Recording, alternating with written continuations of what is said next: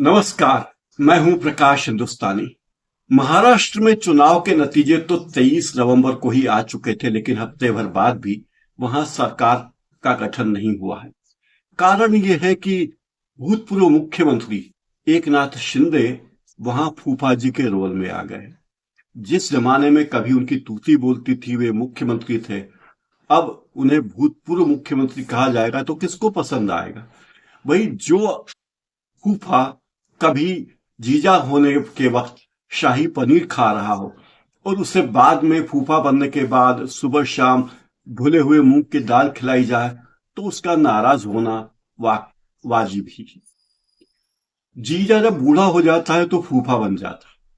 ऐसे ही जब मुख्यमंत्री भूतपूर्व हो जाता है तो वो भूतपूर्व हो जाता है, जाहिर है उसे कोई पूछता नहीं है। ऐसे में फूफा को भी लगता है कि मैं तो कभी जीजा था, तो वो नखरे करता है। वो कहता है कि भाई अब तो मैं भी शेरवानी पहनूंगा दूल्हे की तरह। खैर भाई, दूल्हे की तरह उसको शेरवानी सिलवा दी जाती है। फिर वो कहता है कि देखिए साहब, मैं तो घोड़ी पे भी चढ़ूंगा। दूल्हा घोड़ी पे चढ़े ना चढ़े, मैं घोड़ी पर ही चढ़ूंगा। तो फूफा को घोड़ी पर भी बिठा दिया जाता है। लेकिन हद हो जाती है तब जब वो फूफा कहे कि अब तो भाई 7 फेरे लेने का वक्त आए और सप्तपदी होगी, तो वो सप्तपदी फूफा लेगा। ऐसे में होता यह है कि घर का जो बड़ा बुजुर्ग होता है वो उसे बुलाकर हिंदी में समझा देता है कि भाई अपने अपनी क्षमता में रहो, ज्यादा डींगे मत हाक। एकनाथ शिंदे के साथ भी ऐसा ही हुआ। वे चुनाव में उनकी पार्टी को, उनकी आघाड़ी को बहुमत मिला। अब वो कहने लगे कि मैं तो पहले मुख्यमंत्री था, तो मैं ही मुख्यमंत्री रहूंगा। और पहले ऐसी कोई बात हुई ही नहीं थी कि तीनों पार्टियों में से कौन किस पार्टी का मुख्यमंत्री बनेगा, जिससे ज्यादा सीटें मिलेगी वो मुख्यमंत्री बनेगा। ये बात तो हुई नहीं है। और फिर बिहार में तो आपने नीतीश बाबू को सीएम बना रखा है। उनका कोई, उनकी पार्टी का बहुमत नहीं है। तो जो बिहार फार्मूला है वो महाराष्ट्र में भी लागू किया गया और इस बात पर वो अड़े रहे। हालत ये हो गई कि नरेंद्र मोदी को उनको फोन पर हिंदी में समझाना पड़ा कि भैया तुम्हारी पार्टी की औकात देख लो, अपनी पार्टी की हैसियत देख लो, और कहीं ऐसा ना हो कि 2019 में जिस उद्धव ठाकरे की गति प्राप्त हुई थी उसी गति को आप भी प्राप्त हो जाओ। लेकिन शिंदे जी है जो माने नहीं है। आपने देखा होगा शादी ब्याह में जब फूफा जी रूठ जाते हैं तो वो एक कोप भवन में चले जाते हैं, तो वो भी रूठ कर फिर अपने कोप भवन में, अपने संसद, अपने विधानसभा के क्षेत्र में चले गए और कह रहे हैं कि साहब मेरे में पद की कोई लालसा नहीं है, मैं तो सरकार के साथ हूं। लेकिन फिर वो धीरे पीछे से कहते हैं कि मैं तो साहब, हमें तो होम मिनिस्ट्री मिलनी चाहिए, हमें तो फाइनेंस मिनिस्ट्री मिलनी चाहिए, और मैं तो साहब मुख्यमंत्री रहा हूं, तो डिप्टी सीएम क्यों बनूं। भाई अब महाराष्ट्र के चुनाव में महायुति को 230 सीटें मिली और कांग्रेस वाली महाविकास आघाड़ी को मिली केवल 46 सीटें। इन 230 सीटों में से 132 सीटों पर बीजेपी जीती है। शिंदे जी वाली शिवसेना 57 पे जीती है और अजित पवार वाली पार्टी 41 सीटों पर जीती है।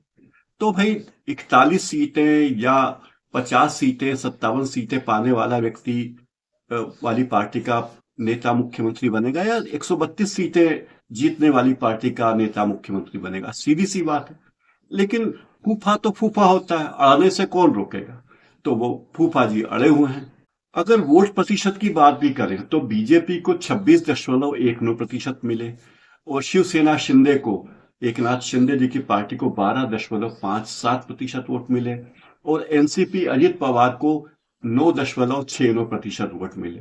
तो भाई आप दोनों भी अगर मिल जाओ, शिंदे जी और अजित पवार भी मिल जाए, तो भी उनके वोट प्रतिशत बीजेपी से कम है। सीटों की संख्या देखें तो वहां भी आप बीजेपी के सामने टिकते नहीं हैं। अजित पवार ने अपनी स्थिति स्वीकार कर ली है, लेकिन एकनाथ शिंदे जी हैं जो मानने को तैयार ही नहीं है। कहते हैं कि साहब हमें तो बिहार फार्मूला चाहिए, बिहार फार्मूला चाहिए। और अब कह रहे हैं कि देखिए भाई, हम तो सरकार में आना नहीं चाहते, हमें पद की कोई लालसा नहीं है। जब पद की लालसा नहीं है तो भला करो, सरकार बन जाने दो।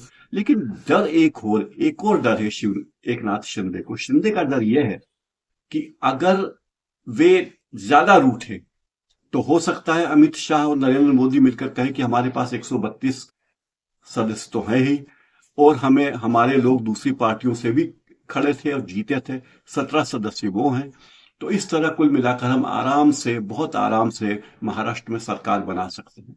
इसलिए बेहतर है कि फूफा जी ज्यादा जिद न करें, वरना जो कुछ मिला है वो भी उनके हाथ से छिन जाएगा। हो सकता है उन्हें सरकार में जगह ही ना मिले, तो फूफा को एक गलतफहमी हो जाती है कि उनकी नाराजगी को बहुत गंभीरता से लिया जाएगा, और लड़के का बाप उसे बतौर जीजा ढोते ढोते ऑलरेडी बहुत थक चुका है। ऐसे में ऐसा ना हो कि महाविकास अघाड़ी इनको ढोते ढोते थक जाए और इनको बाय बाय टाटा कह दे और ये कहीं कहना बचे।